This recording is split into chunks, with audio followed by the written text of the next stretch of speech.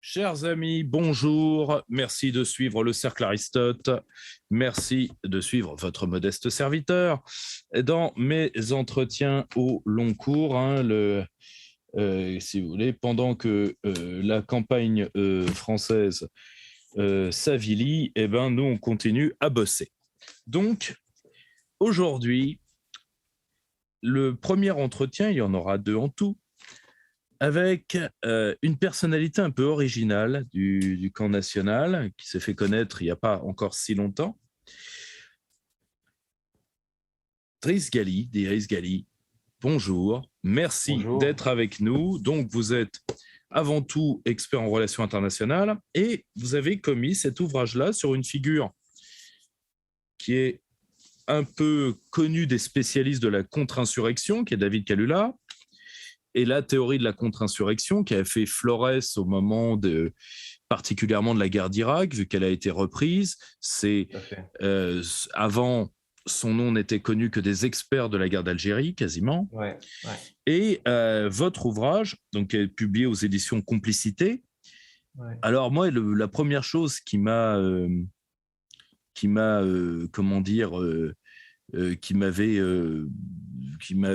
attiré l'œil sur cet ouvrage, c'est que ça part d'un autre personnage qui, lui, est un peu plus connu de nos contemporains, qui est le général Petraeus. Oui. Qui était le grand gouvernateur américain de l'Irak.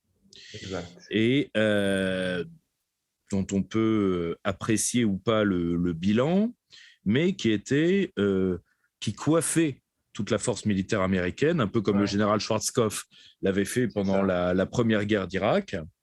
Et c'est à partir de cette expérience américaine que vous avez écrit sur ce génie français de la contre-insurrection.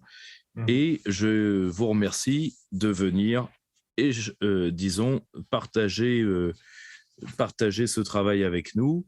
Je vous laisse la parole donc sur David Kalula et sa théorie de la contre-insurrection. Bon, tout d'abord, merci beaucoup de m'inviter. Moi, je suis vos émissions sur le Cercle Aristote depuis des années déjà, donc je suis très content d'être ici. Kalula, si vous voulez, c'est plusieurs histoires en une histoire. Il y a l'histoire de la contre-insurrection, une théorie très originale, très périphérique, qui est finalement une histoire de ce qu'aurait pu être l'armée, de ce qu'aurait pu être la guerre, parce que tant Kalula que Petraeus sont des ovnis dans leurs armées respectives. Petraeus, il a eu la chance de sa vie, qui a été la débâcle américaine en Irak. George W. Bush voulait s'en sortir la tête haute, et là, Petraeus a tendu la main en disant voilà, j'ai une solution inspirée par un jeune Français inconnu qui s'appelle Kalula. Il n'y aurait pas eu le fiasco en Irak, on n'aurait pas entendu parler de Petraeus ni de Kalula. Dans Kalula, il y a aussi une histoire très simple qui aujourd'hui nous paraît impossible. C'est un type qui voulait être français. C'est une histoire de l'assimilation. C'est un juif d'Afrique du Nord. Il est né en Tunisie, il a grandi au Maroc. Il a fait Saint-Cyr. Il a été à l'école publique d'abord. Il a fait Saint-Cyr. L'école publique au Maroc, il a fait Saint-Cyr. Et au moment où il fait Saint-Cyr, Vichy lui enlève les papiers français. Il devient un apatride. Et il a passé sa Seconde Guerre mondiale à vouloir revenir dans le jeu. Et il s'est fait réadmettre dans la fonction publique et dans sa nationalité française en 1943. Donc, il y a plusieurs histoires dans Kalula. Il y a aussi une histoire de ce qu'on ne fait plus, c'est-à-dire des êtres complets. Et hier, j'ai relu le livre pour me préparer. J'ai regardé, il y avait une citation de Lyoté. Il disait « Seul m'intéresse l'homme complet », c'est-à-dire l'homme multifacette. Et Kalula, il était soldat, mais aussi un sociologue, un homme politique, un organisateur, un communicant. Et nous sommes dans une période où on fabrique des gens dans des silos. Nous fabriquons des comptables, nous fabriquons des médecins spécialistes des épidémies, nous fabriquons des chefs de projet. Nous avons renoncé à l'honnête homme. Et Kalula est un honnête homme au sens du 16e. Et Et je trouve que notre système, notre bureaucratie privée publique est en train de nous priver de ce genre de profil. Et d'ailleurs, si Galula n'est pas connu, c'est à cause de ça. C'est qu'il a été tellement généraliste, il a tellement touché à tout qu'il n'a pas eu le temps ou les réseaux pour vraiment exploser, vous voyez, pour vraiment devenir incontournable. Voilà, donc maintenant je vais vous parler après vous avoir parlé du personnage, je voudrais vous parler de sa théorie. Galula, c'est le retour du bon sens. C'est-à-dire que Galula, il est dans un système qui fait la guerre, des guerres de pacification. C'est-à-dire il est né en 1919, il est mort en 1967. Il a fait la guerre d'Algérie entre 56 et 58 dans l'armée française. Et le problème qu'il avait à résoudre, c'était comment on pacifie l'Algérie sans torturer les gens. Donc, c'est une guerre qui est faite d'un point de vue, je dirais, humaniste, c'est-à-dire comment je fais pour ramener l'ordre sans la gégène, sans traumatiser la population et sans transformer les civils algériens en mes ennemis. En cela, il est dans la droite ligne, il est l'héritier de Lyautey, même s'il ne l'avoue pas. Lyautey disait ça aussi. Lyautey disait « Nous voulons faire une conquête constructrice. On ne va pas humilier notre ennemi parce que le lendemain, il faut qu'on en fasse notre partenaire pour co-gérer le pays. » Et donc, Galula, il pose cette question-là. Est-ce qu'on peut faire la guerre d'une manière humaniste, avec beaucoup de guillemets, et pour construire la démocratie, pour faire marcher un État? Il invente une solution qui est une solution qui est fondée sur encore une fois, sur le bon sens. Et le bon sens est interdit. La vérité est interdite. Parce que tout le monde dans l'armée française, à l'époque, comme aujourd'hui, comme dans l'armée américaine, tout le monde veut acheter des missiles et veut des médailles. Et Pétréus disait, en Irak, il était plus facile pour moi de tirer un missile qui vaut 1 million d'euros que de repeindre une école. Vous vous rendez compte? Pétréus, patron de l'armée américaine, dit ça. Donc, le bon sens, les solutions pratiques ne sont pas intéressantes dans le complexe militaro-industriel, à l'époque comme aujourd'hui. Et donc, ce que disait Galula, il dit, écoutez, il part d'un principe de base qui est de quoi ont besoin les êtres humains. Donc là, il y a un certain universalisme. Un berbère, un arabe, un kabyle, un musulman, un français, un tchétchène, de quoi il a besoin? Bien, il a besoin de sécurité. La peur est notre sentiment de base. Tout Galula repose sur ça. C'est un peu comme du Thomas Hobbes. Tout Galula repose sur ça. Il dit, peu importe les causes que nous avons, l'indépendance de l'Algérie, la cause du climat, la hausse du SMIC, je ne sais quoi, l'identité berbère, je ne sais quoi, il dit, tous, au fond, au final, nous avons peur de l'insécurité, nous avons peur du désordre, donc nous avons un besoin de protection. Et il dit, la clé pour faire ces guerres de pacification-là, c'est de comprendre ça et de ramener la sécurité aux populations pour qu'elles puissent nous écouter. Donc ça, c'est la première prémisse. Comment on ramène la sécurité aux populations? Eh bien, il faut déployer les soldats au plus près de la population. Là aussi, c'est une révolution copernicienne puisque les soldats ont peur des mines antipersonnelles, ils n'aiment pas la population parce que quand vous perdez votre ami trucidé ou qui marche sur une mine antipersonnelle, vous en voulez à la population qui ne vous a rien dit. Vous avez tendance à vous blinder dans vos véhicules blindés, à ne pas sortir, à utiliser des drones, des longues vues pour vous protéger. Et donc lui, il dit non, il faut qu'on marche à pied, qu'on patrouille dans la population. Parce que c'est la population qui va nous donner les informations sur les insurgés. Et troisième point, très important dans Galula, il dit toute population est divisée en 3 parties. Vous avez une majorité passive, silencieuse, qui veut juste qui veut qu'on ne l'emmerde pas. Elle veut vivre sa vie, payer les impôts, se marier, acheter, consommer, travailler. Et vous avez 2 minorités ultra minoritaires, une qui est avec l'ordre établi. Donc, dans le cas algérien, une qui est avec la présence française, qui est pro-française, et l'autre qui est radicalement contre l'ordre établi. Tout le travail, si vous voulez vraiment pacifier une population et ramener la sécurité et gagner, finalement, imposer votre ordre, c'est de désinhiber vos amis. Parce que vous avez des amis dans la population, sauf qu'ils ont peur. Ils ont peur de se faire couper la gorge, tout simplement. Ils ont peur de se faire traiter de traître. Donc, tout le travail de la contre-insurrection, c'est de détecter ces gens-là, de les identifier et de leur donner les moyens, de les outiller pour qu'ils convertissent la majorité silencieuse à votre cause, ou du moins qu'ils la transforment en un allié passif, en un allié résigné. Et ça, c'est très fort comme approche parce que ça peut s'appliquer à tous les milieux, hein, pas seulement à la guerre. En entreprise, c'est ça. Par rapport à dans tout milieu humain, même dans un parti politique, dans un club de foot, vous avez toujours sur 100 personnes, vous avez toujours ça dépend des questions posées, mais vous avez toujours cette tendance-là à une majorité qui va suivre le gagnant et qui va se décider à la fin et qui va se mouiller le moins possible. Et vous avez deux pôles. Et quoi que vous fassiez, vous avez ces deux pôles-là. Et Galula, il dit, de toute façon, ne vous inquiétez pas sur quelle que soit la cause, il y a toujours ça. Même si le pays veut son indépendance, ce qui semble être une cause qui est impossible à arrêter, hein, parce que, eh bien, même pour une cause aussi, disons, sacrée que ça, aussi forte que ça, vous trouverez toujours dans la population des gens qui ne veulent pas d'indépendance ou qui veulent une autre indépendance. Et c'est vrai qu'en Algérie, vous aviez une partie de la population ou qui voulait rester avec la France, je parle des musulmans, ou qui voulait une indépendance graduelle. Elle ne voulait pas une indépendance avec le FLN, avec les communistes, avec le FLN. Elle voulait une indépendance graduelle, le temps que l'Algérie prépare ses cadres techniques, ses médecins, sa classe moyenne. C'est comme ce qui s'est passé en Afrique noire. Hein. C'est pas une lubie. Hein.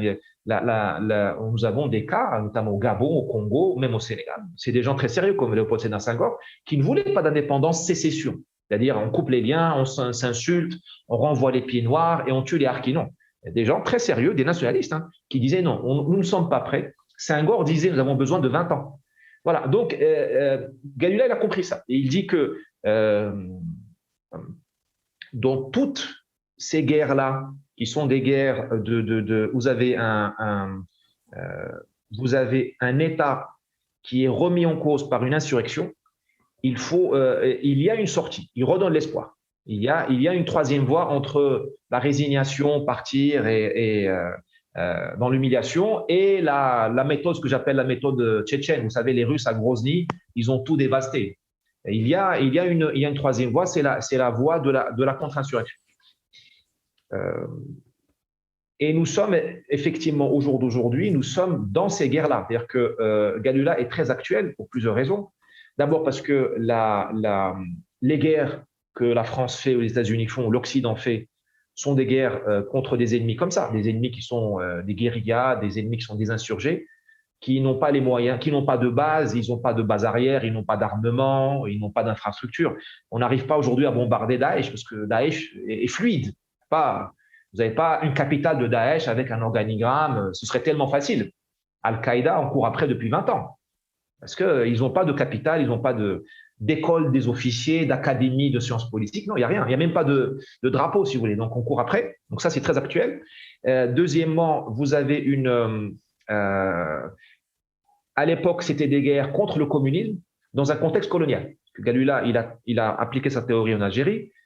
Et après, il est parti aux États-Unis pour vendre, disons, sa théorie aux Américains qui s'embarquaient dans le Vietnam. Mais aujourd'hui, le contexte colonial, il est chez nous. C'est-à-dire qu'aujourd'hui, nous avons dans nos villes européennes, surtout européennes, pas américaines, dans nos villes européennes, nous avons aujourd'hui des emprises territoriales où se reproduit la situation coloniale que nous avons vécue en Algérie dans les années 50 ou au Maroc dans les années 50. Je relis les mémoires d'un colonel marocain qui s'appelle le colonel Belmadani, qui était disons un préfet. À l'époque, on disait un bécha. Un préfet pro-français à Agadir. Il raconte les 5 dernières années de la colonisation du Maroc. C'est la France d'aujourd'hui, c'est-à-dire c'est des attentats sporadiques, c'est de temps en temps on égorge un Français, de temps en temps vous avez une énorme, comment dirais-je, duplicité, c'est-à-dire que les gens ne sont plus confiance.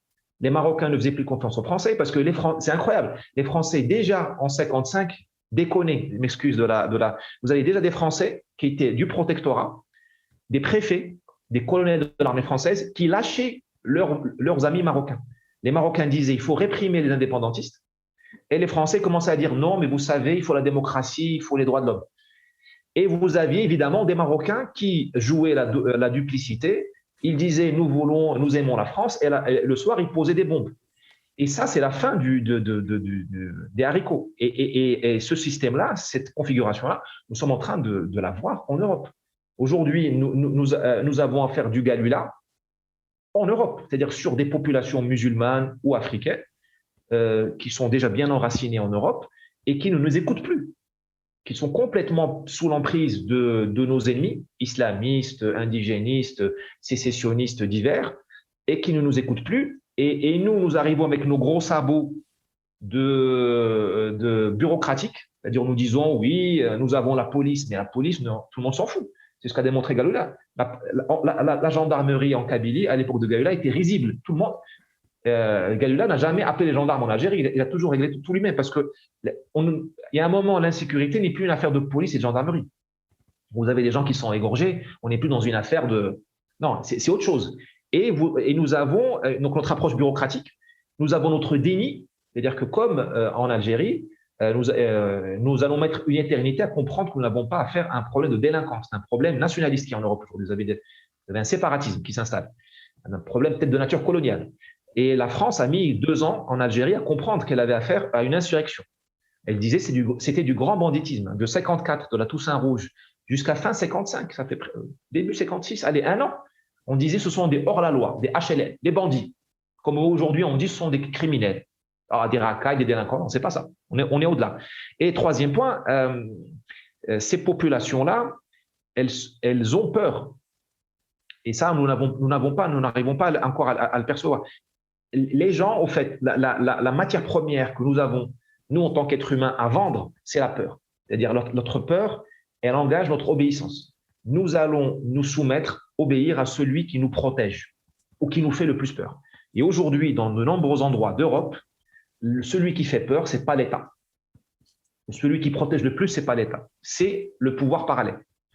Et ça, Galula a donné une solution. Et donc, nous ne sommes plus dans les configurations habituelles de services sociaux, police, justice. Nous sommes déjà dans une configuration d'insurrection. Ce que j'appelle, moi, un terrorisme, ou plutôt une insurrection à bas bruit, sans manifeste. Nous n'avons pas encore, ça viendra, de FLN en France ou en Hollande ou en Belgique, ça viendra. Nous n'avons pas de front de libération des musulmans d'Europe. Je dis n'importe quoi, vous voyez, ça viendra. Et nous faisons, c'est incroyable, les mêmes erreurs qu'avant. C'est-à-dire que nous arrivons, ou comme les Américains, en Afghanistan ou en Irak pendant une grande période. Nous donnons de l'argent et des services sociaux.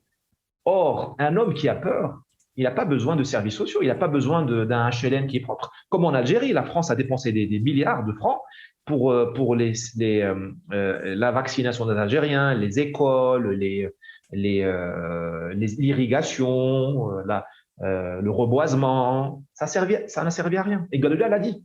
Ça ne sert à rien de donner, d'aider des gens qui ne vous écoutent plus parce qu'ils sont sous l'emprise, ils sont terrorisés par l'insurrection. Protégez-les d'abord. Protégez-les d'abord. Arrivez à les rassurer. Obligez-les à vous mouiller pour vous, parce que là, il faut obliger les gens à se mouiller pour vous, à dire c'est vous le patron et c'est avec vous qu'on va.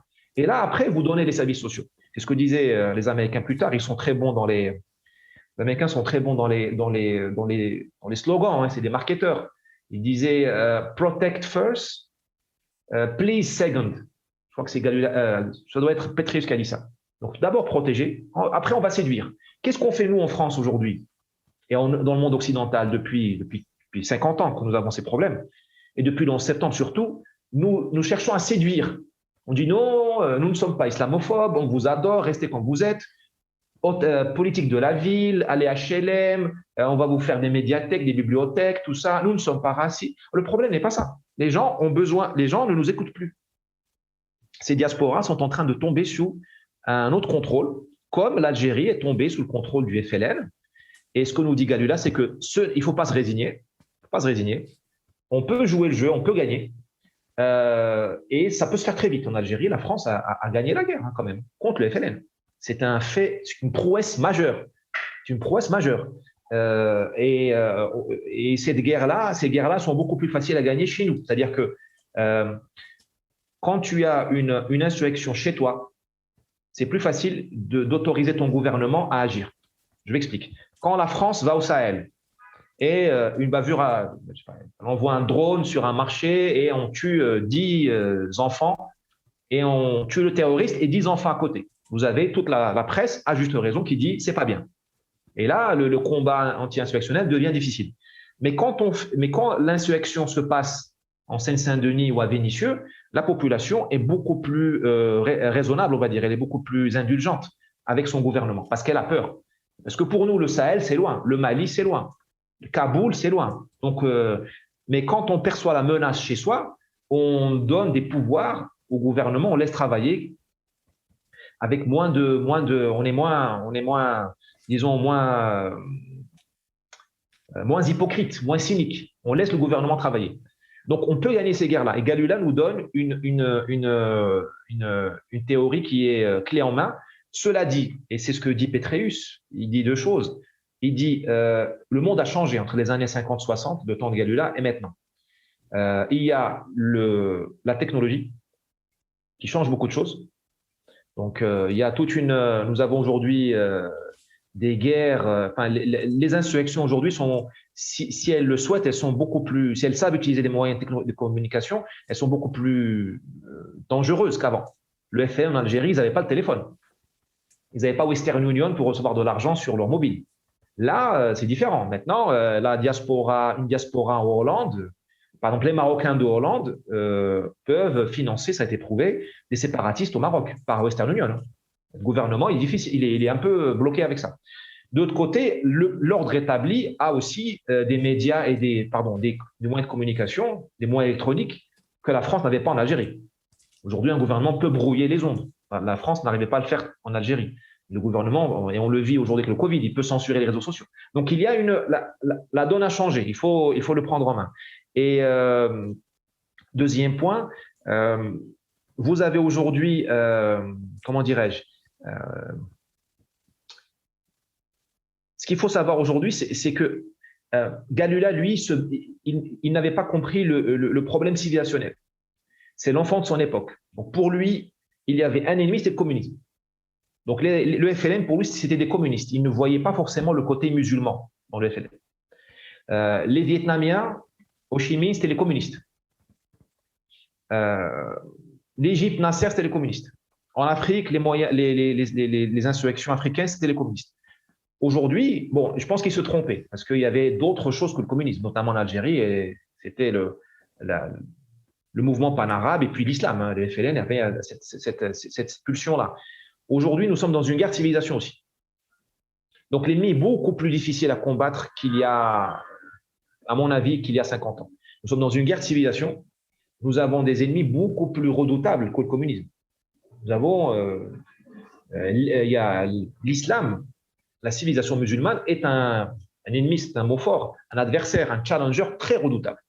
Et c'est beaucoup plus redoutable, à mon avis, que le communisme, parce que le communisme, à la limite, c'est bon, on ne va pas faire la critique du communisme ici, du marxisme, mais le communisme, ça reste un phénomène occidental. On arrive à le déconstruire avec les histoires de lutte des classes, tout ça. La France a réglé les problèmes du communisme avec le comité, le CNR, c'est ça, avec la sécurité sociale. On peut faire un accord et bloquer le communisme. On peut vivre avec, comme on peut vivre avec le Covid. La France a vécu sous De Gaulle, la 4e République, avec 25% de Français qui votaient communistes, et la France a eu les 30 Glorieuses. Voilà. Et comment voulez-vous vivre avec une civilisation comme l'islam, avec laquelle on ne peut pas avoir contre laquelle on peut pas avoir une approche technocratique d'une économie semi-dirigée, de la planification, de la sécurité sociale. On est dans un autre registre. On est dans une guerre de civilisation. Et là, Galula, bon, c'était l'homme de son époque, il n'a pas perçu. Donc, il faut bien faire attention à ne pas… Galula, si on le réutilise aujourd'hui, c'est comme c'est malheureusement, nous vivons une époque de dictature sanitaire, enfin, disons, où tout le monde fait des métaphores sanitaires. Et, nous vivons une époque Galula serait un composant, c'est une molécule fondamentale dans un cocktail. Il ne faut pas faire que du Galula. Hein. Ce n'est pas seulement en faisant de la contre-insurrection qu'on va y arriver. Il y a une lutte entre les civilisations. Et cette lutte entre civilisations, elle se gagne aussi de civilisation à civilisation. Ce n'est pas seulement une affaire de militaires. C'est-à-dire que si la civilisation française, occidentale, décide de se saborder, les militaires, les Galula n'y peuvent rien. Si nous voulons mourir, ce n'est pas Galula qui va nous sauver. Lui, il nous donne le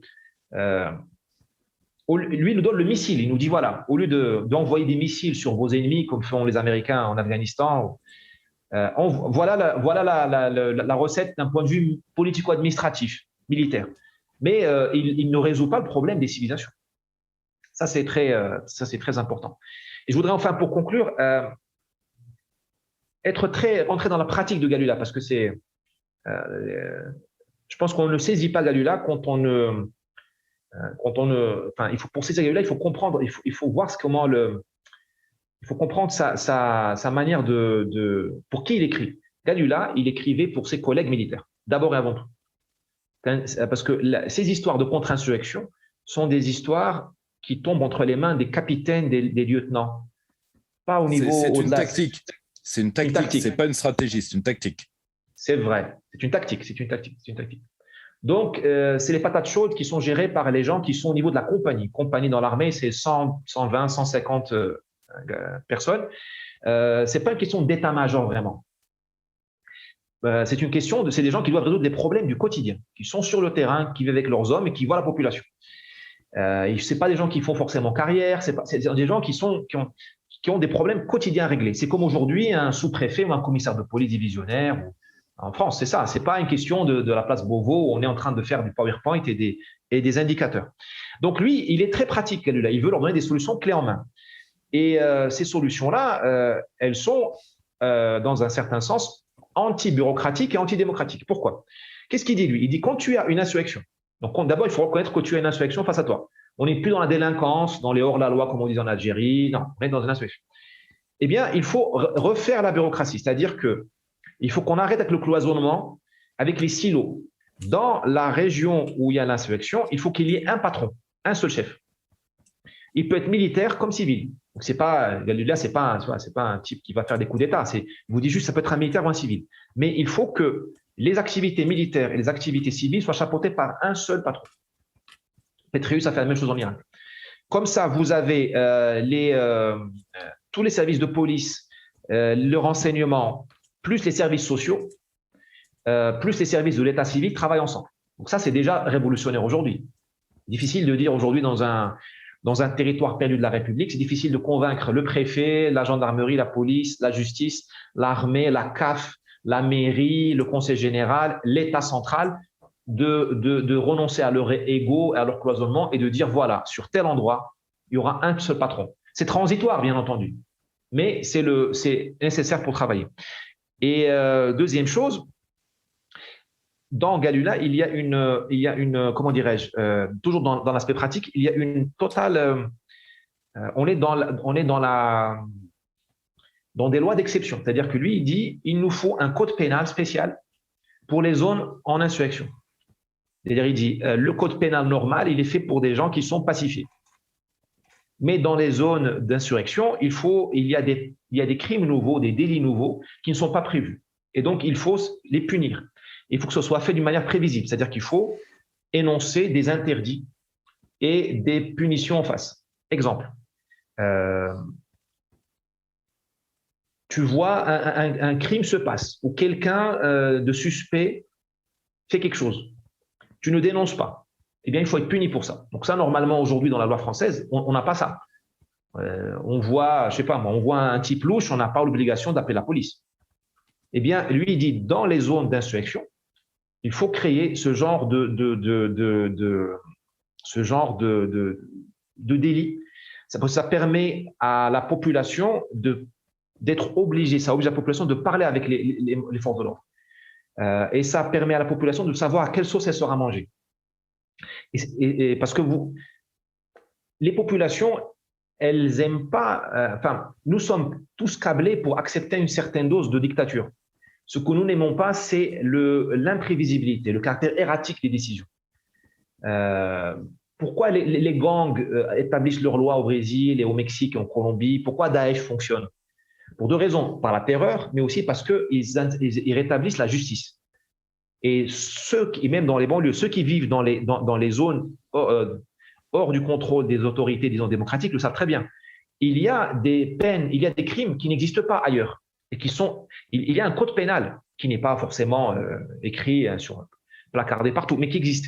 Et nous sommes, malheureusement, ça c'est une limite de la nature humaine, nous sommes conditionnés à aimer ça. Nous l'acceptons. Ce que nous ne supportons pas, c'est le type qui arrive et qui tire sur tout le monde. Nous acceptons les règles, même les plus absurdes, à condition qu'elles nous protègent. Ce que les populations ne veulent pas, et ce sont les insurrections qui ne marchent pas. Quand est-ce qu'Al-Qaïda a été démantelée? Quand elle a commencé à déconner, notamment en Irak. Quand elle a commencé à venir, à frapper les hommes devant leurs enfants et à prendre leurs femmes. Ça, c'est… Voilà. Elle a été acceptée. Le moment Al-Zarqawi. Voilà, c'est ça. Et c'est ce que dit Galula. Il dit, voilà, il dit, les populations, il dit, ne surestimez pas l'être humain. Il peut accepter de manière transitoire et pour un but noble, le rétablissement de l'ordre de la démocratie, il peut accepter ces lois-là transitoires à condition qu'elles soient prévisibles et qu'elles lui apportent la sécurité, le sentiment de sécurité. Donc voilà ce que je pourrais vous dire sur Galula. C'est une théorie complète, très pratique. On est vraiment effectivement dans la tactique, humaniste dans le sens où elle veut éviter la torture et les expéditions punitives, mais humaniste aussi, mais habité par une certaine cruauté. C'est un peu du Machiavel. On ne surestime pas l'être humain. Ouais, l'être humain est faible. Voilà. C'est un humanisme viril, disons ça comme ça. Viril et lucide. Voilà, lucide. Galula n'a jamais dit nous sommes des anges, nous sommes pas dans la cité d'Athènes, nous sommes loin de ça.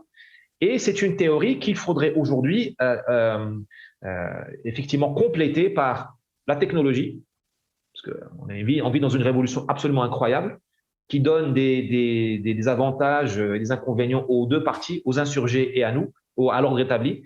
Et il faut la compléter par la guerre de civilisation. Par la guerre de civilisation qui est une nouveauté. Enfin, il y a toujours eu une guerre de civilisation. Même la colonisation était une guerre de civilisation. Mais là, nous n'avons plus le paravent du communisme ou de je ne sais quoi. Là, nous sommes os contre os, quoi. Et ça, Galula, effectivement, il ne l'a pas vu. J'ai une seule question pour toi, Driss. Pour toi, quelle a été la faiblesse des Américains lors de l'utilisation de ces théories en Irak? Okay. Pour toi. Écoute, il y a eu plusieurs faiblesses. D'abord, ils n'ont pas mis le nombre d'hommes qu'il fallait. Ils ont eu 30 000 hommes. En fait, comment ça s'est passé? Il y a eu un deal. Petraeus a convaincu George Bush qu'il fallait faire du Galula. Il lui dit, Galula a dit qu'il fallait un certain nombre d'hommes par mètre carré ou par 10 000 habitants. Il me les faut. Il lui fallait, je ne sais plus le chiffre, mais dans les 80 000 de renforts en plus. Et le Congrès a donné 30 000. Et encore sur 12 mois. Donc on n'a pas eu les effectifs suffisants. Pour quadriller la population, ça c'est la première. Deuxième limite très importante, l'Irak n'a jamais été fermé à clé. L'Algérie, oui. Il y a eu la ligne Maurice en Algérie. Tout à fait.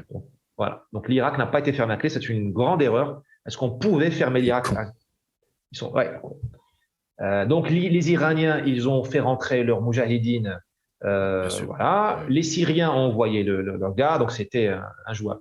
Troisième erreur des Américains en Irak, c'est qu'ils n'ont pas, comment dirais-je, ils n'ont pas voulu aller au terme de la contre-insurrection. La contre-insurrection, si tu veux faire du Galula, il faut accepter de faire de la politique. C'est-à-dire, tu réorganises la politique, tu réorganises la société. Et ça, ils n'ont pas voulu le faire parce que Obama a dit on part en 2011. Donc, ils sont partis et le Premier ministre chiite a tout démantelé. C'est-à-dire que là, je dois vous expliquer ce qu'ont fait les Américains en Irak. C'est très simple. Les Américains, Petraeus, ils ont fait un accord avec les sunnites, des tribus d'abord, qui en avaient marre que Al-Qaïda viole leurs femmes ou leur trafic d'essence vis-à-vis de la Turquie et de la Syrie. À un moment donné, ils en ont eu marre. Ils ont cherché les Américains et ils ont fait un accord avec les Américains. Et là, les Américains ont pu compter sur 200 000 policiers municipaux. Ce sont des gens des tribus, des chômeurs, que Petraeus a payé $300 par mois pour qu'ils soient ces guetteurs, une sorte de police municipale. Donc, c'est eux qui ont dit aux Américains, un tel n'est pas irakien, un tel est irakien. un tel est Al-Qaïda, un tel est tribu. Un tel est un ami et l'autre. Parce que c'est le grand problème. C'est le grand problème, parce que pour les Américains, tous les Arabes sont pareils. Et c'est ce qui se passe aussi au Mali aujourd'hui. Tout le monde est pareil. On ne sait pas qui est Al-Qaïda, Daesh, ou Touareg ou autre. En partant, les Américains ont réussi à faire admettre aux Irakiens chiites qui contrôlaient le gouvernement central de recruter 20% de ces forces-là dans la police irakienne. Et les Irakiens et les chiites n'ont pas voulu faire ça.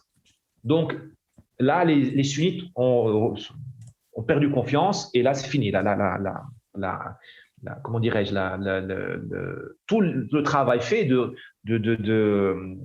collaboration entre la population et la police était fini. Donc, on a eu Daesh. Hein.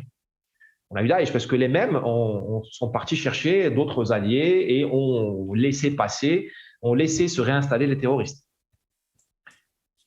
Ce que je voudrais vraiment expliquer ici, c'est que l'Irak, c'était pire que l'Algérie aussi. Parce qu'on tape beaucoup sur les Américains, mais l'Algérie, c'est là, l'Irak, c'est là, et l'Afghanistan, c'est là. En termes de dureté des combats, en termes de virulence des insurgés, et en termes de destruction de la société. C'est-à-dire qu'en Algérie, tu avais encore une société qui fonctionnait.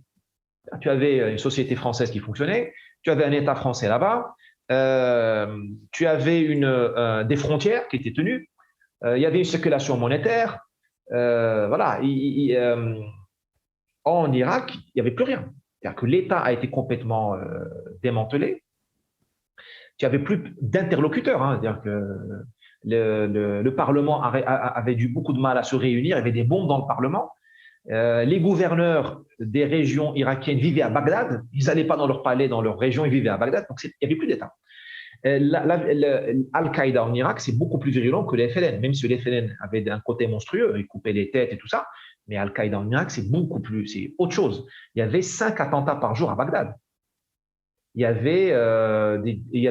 eu un attentat chez les Yazidis en 2007, 2006, 500 morts quand même, dans un attentat, 500 morts civils. En Irak, Petraeus le raconte, il y a eu une tour, s'appelle la tour numéro 57. C'est une tour de haute tension qui relie Bagdad au sud de l'Irak. Eh bien, il fallait la rénover, cette tour, pour augmenter la capacité de la haute tension. Ils ont mis 7 mois pour envoyer les ouvriers pour rénover une tour, avec l'armement américain, tout ça, 7 mois. Si jamais vu en Algérie. En Algérie, l'armée française mettait les effectifs suffisants, les commandos de chasse, c'est fini, le FLN se cassait. Il n'avait aucune chance. Là, ils ont mis 7 mois avec des hélicoptères lourds, des blindés, pour qu'une équipe de réparation fasse ça. L'Afghanistan, c'est encore pire que l'Irak. Parce qu'en Irak, tu avais encore une élite tribale avec laquelle tu pouvais discuter, qui avait encore un peu de bon sens. Et tu avais une élite urbaine des classes moyennes, on va dire comme nous, tu as des gens, des universitaires, des gens qui ont des diplômes, qui existaient, qui voulaient travailler pour le bien du pays, c'est-à-dire gérer l'eau potable, par exemple, ou réouvrir l'université. À Mossoul, Petraeus a travaillé avec les Irakiens pour rouvrir l'université. Donc, il a travaillé avec des profs universitaires qui étaient des musulmans sunnites qui le détestaient. Mais au moment, ils ont dit, écoute, on veut refaire des cours sociologiques, mathématiques. Voilà. En Afghanistan, il n'y avait pas ça. En Afghanistan, les élites tribales n'avaient aucun intérêt au développement, n'avaient aucun intérêt à l'irrigation, s'en foutaient complètement, contrairement aux Irakiens, aux élites tribales irakiennes.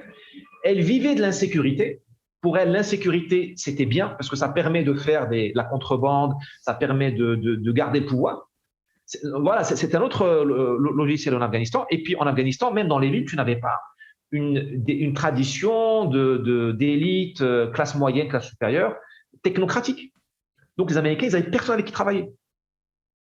Donc voilà, l'Irak, l'Afghanistan, éventuellement le Yémen, la Somalie, c'est des pays où il ne faut pas aller. Hein. Même pour faire du Galula, à mon avis, il ne faut pas y aller. Parce que pour faire du Galula dans ces pays-là, il faut mettre beaucoup d'effectifs, beaucoup d'argent. Et qu'aucun pays n'a. Voilà, nous n'avons plus. Et puis, si tu veux, tu as aussi une question micro-sociologique.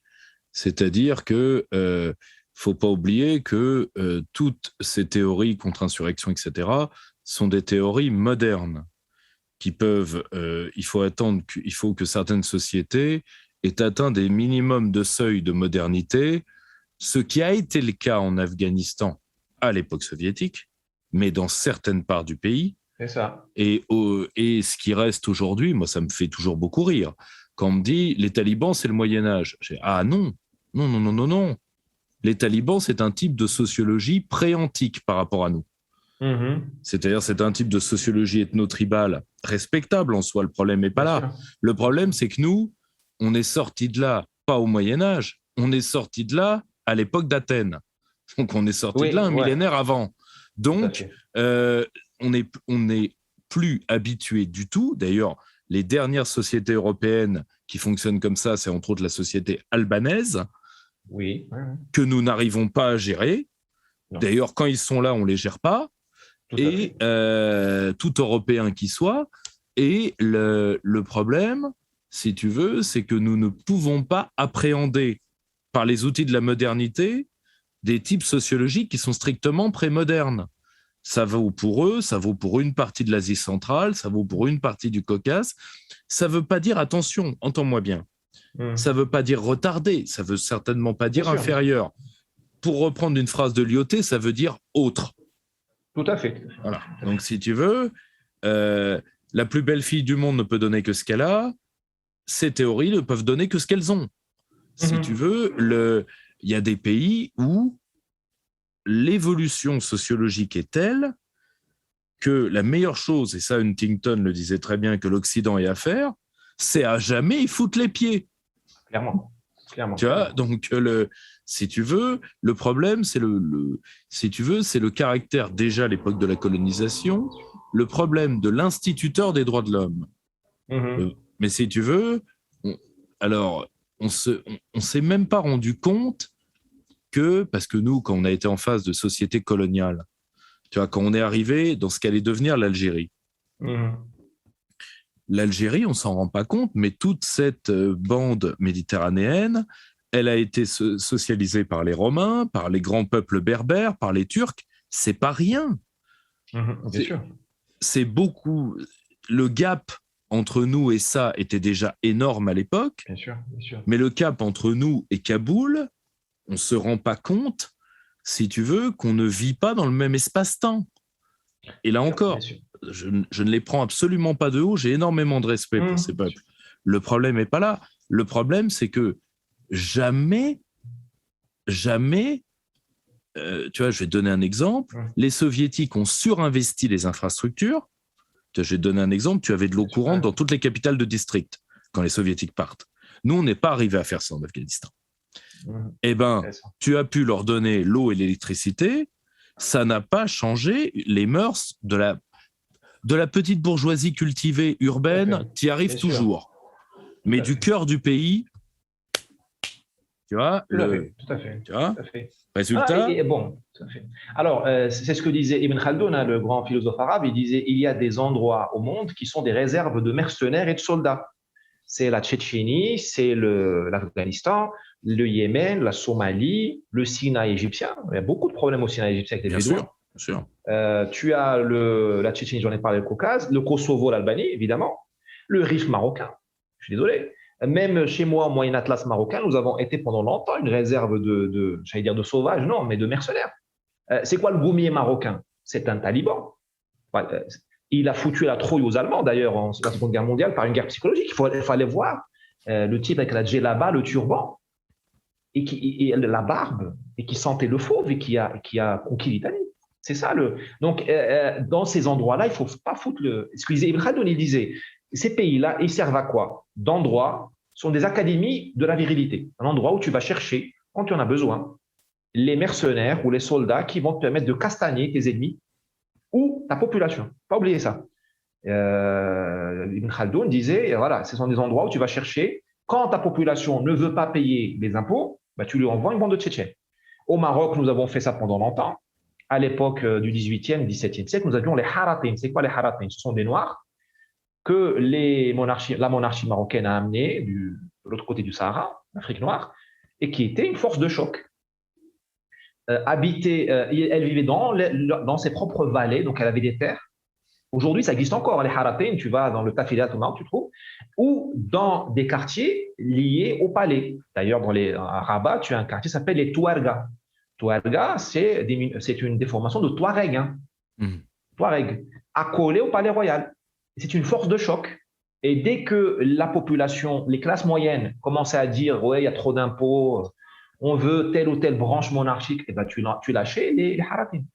Alors maintenant, juste un point. Sur l'IoT, l'IoT a quand même démontré qu'on pouvait s'implanter dans des pays comme le Maroc des années 1910, c'est l'Afghanistan, je veux dire, c'est dans un certain sens. Dans des pays de cette sociologie-là, on pouvait s'y implanter et s'en sortir. Mais, il faut d'abord des demi-dieux. C'est-à-dire que l'IoT, c'était un être extraordinaire. Je veux dire, on ne refait pas des l'IoT tous les… Voilà. Bien sûr. Est-ce que nous avions des l'IoT, des demi-dieux dans l'armée américaine d'Afghanistan ou dans l'Irak?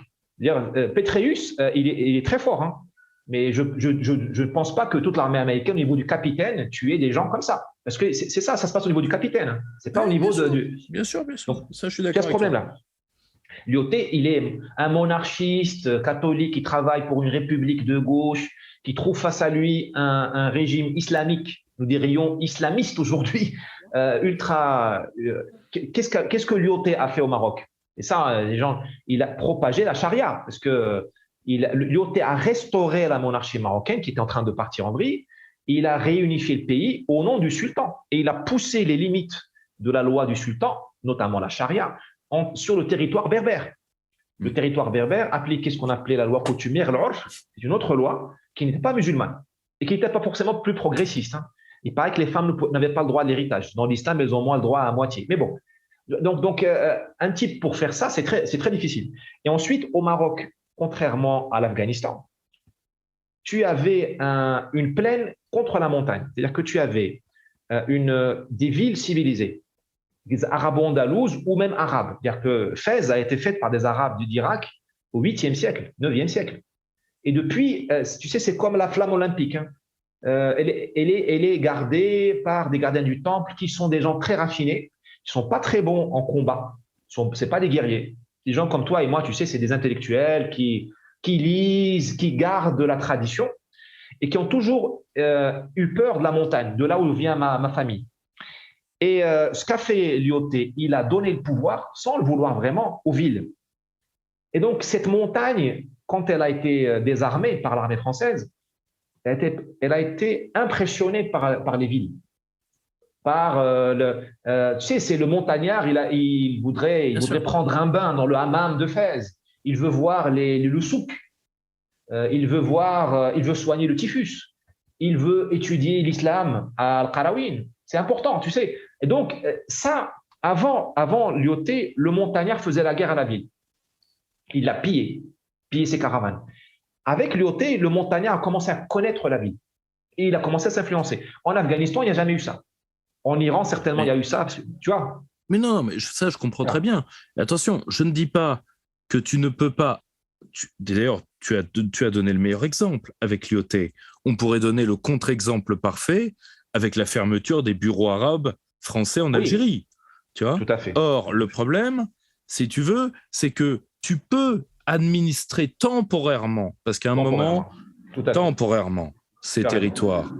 Moi, je pense qu'à un moment ou un autre, il y a une dignité humaine qui fait qu'à un moment, tu t'en prends une. Bon. Mais tu peux administrer ces territoires. Là où l'Occident… Pourquoi l'Occident perd toutes ses guerres depuis la guerre de Corée ? Parce qu'on ne veut pas administrer. On veut les changer. Aussi. On veut les convertir. Et en plus, avant, au moins, on avait l'intelligence. Je vais te donner un exemple simple. Si tu veux… si tu regardes l'islam traditionnel ou le christianisme traditionnel des pays qui ont été conquis ou par les Arabes d'un côté, par quelque moyen que ce soit. Moi, tu vois, je connais bien l'Indonésie. Comme tu le sais, l'Indonésie s'est convertie à l'islam pour des raisons fiscales et non des raisons militaires. Ouais. Ils ont le culte du dragon de Komodo. Ce n'est pas un culte islamique, ça. Non, et comment ils l'ont appelé Mohamed Ali. Bon, tu vois, bon. Ouais, alors, pourquoi ? C'est traditionnel. Le jour où tu as des mecs qui ont été radicalisés en madrasa pakistanaise ou qui revenaient du Golfe, qui étaient des Indonésiens ethniquement. Ceux qui ont commis les attentats de Bali, ce sont des Indonésiens, mais qui revenaient de 5 ans d'endoctrinement en Arabie Saoudite tous les deux. Bon. Ouais. Et ils ont dit, bon, c'est quoi cette espèce de gros lézard, c'est pas islamique, on va le buter. Très mauvais plan. Très, très mauvais plan. D'ailleurs, ils ont eu de gros problèmes avec la population locale qui sait recevoir l'étranger malfaisant. Or, le problème, si tu veux, c'est que au moins à une époque, on acceptait que les populations, quand on les convertissait, je ne dis pas que c'était bien, je dis qu'au moins on acceptait que les populations, s'approprient le truc, tu vois, comme les Indonésiens se sont appropriés l'islam, comme, si tu veux, je vais te donner un exemple, le Mexique, pays très pieux, chrétien très pieux, la fête des morts au Mexique, c'est strictement chrétien. Bien sûr, je comprends. Bon, on est d'accord. Or, le problème, c'est que là, dans la religion des droits de l'homme, il n'y a pas de degré. C'est-à-dire, vous allez obéir, vous êtes des Occidentaux avec du retard, ouais, c'est vrai. Et donc vous allez tout avaler, vous allez avaler la démocratie, alors parfois dans des peuples qui ont un rapport ethnique au monde, ce qui est leur droit, nom de Dieu. Tout à fait. Quand tu leur dis un homme, un vote, ils te répondent, vous allez dissoudre ma parentèle, vous allez dissoudre ma famille, non, c'est un homme, un vote. Et après, et encore, ce serait que ça. Mais après, c'est les droits de l'homme, les minorités, la gay pride à Kaboul, et puis un moment, too much. Un moment, too much. Tu vois, c'est... Non, mais de toute façon, tout à fait. Non, mais on peut les administrer, mais essayer de les convertir comme l'Occident essaye de le faire depuis, grosso modo, la guerre du Vietnam ou un peu avant, c'est militairement suicidaire. À mes yeux, en tout cas. Tout à fait. Non, si, bien sûr. L'adjectif important, c'est temporaire. C'est pour... On est d'accord. Tout à fait. Temporaire. Et aujourd'hui, il y a le facteur civilisationnel. C'est-à-dire qu'on n'est plus dans la lutte du communisme, parce que le communisme, tu lui coupes les ailes tu fais une réforme agraire et c'est fini. Je veux dire, que demander Ho Chi Minh si Ho Chi Minh était simplement communiste, tu fais la réforme agraire, tu augmentes le SMIC et c'est fini. C'est ce qu'on a fait en France. Je veux dire, on n'a pas eu de révolution communiste à cause de ça. Le problème, c'est que Ho Chi Minh, lui, il disait, moi, je suis un leader nationaliste. Il avait raison. Je sors l'homme blanc de l'Indochine. Et ça, on l'a pas compris. Ça, on l'a pas compris. Et même Lyautey, il disait, nous sommes au Maroc de manière, en tant qu'invité du sultan, et nous sommes de manière temporaire, et nous ne voulons pas les changer. Et j'insiste sur le fait que la colonisation du Maroc, contrairement à celle de l'Algérie, a été un accord de consulting. C'est un accord d'assistance mutuelle. Évidemment, il ne faut pas être naïf. La France a mis le couteau au Maroc, parce que le Maroc ne paye plus sa dette internationale. Donc, elle lui a dit, c'est soit ça, soit on va te dépecer comme on a dépecé la Chine. Mais la France a tenu parole. C'est-à-dire que la France aurait pu tromper les Marocains, leur dire, je suis venu vous aider, et après, elle n'aurait rien foutu. Elle aurait pris le phosphate, le peu de richesse qu'il y a, parce que le Maroc n'est pas un pays riche, et elle aurait massacré le Maroc. Non, la France a restauré la monarchie marocaine. Elle a réunifié le Maroc. Elle a pacifié, parce que c'est du jamais. Tu vois comment il est difficile de pacifier l'Afghanistan. Ça a même mis 20 ans à pacifier le Maroc, ça coûtait cher. Et elle a préparé le pays. Elle a donné au pays un État qui est l'État marocain aujourd'hui, qui est né de là. Et en Algérie, tout ça, ça n'a pas été le cas. Mais là, on sortirait du sujet. Voilà. En tout cas, Driss, je te remercie beaucoup pour ce premier entretien. Il y en aura, j'espère, plusieurs autres. En tout cas, un autre, c'est sûr. Et je rappelle ton livre aux éditions Complicité, David Kaloula et la théorie de la contre-insurrection. Sincèrement, plus si tu veux, tu es arrivé à actualiser une bonne partie du sujet. Donc, on est très loin de l'histoire militaire. On est dans vraiment le contemporain. Donc, n'hésitez pas à potasser ça. Et on se retrouve très vite pour un nouvel échange.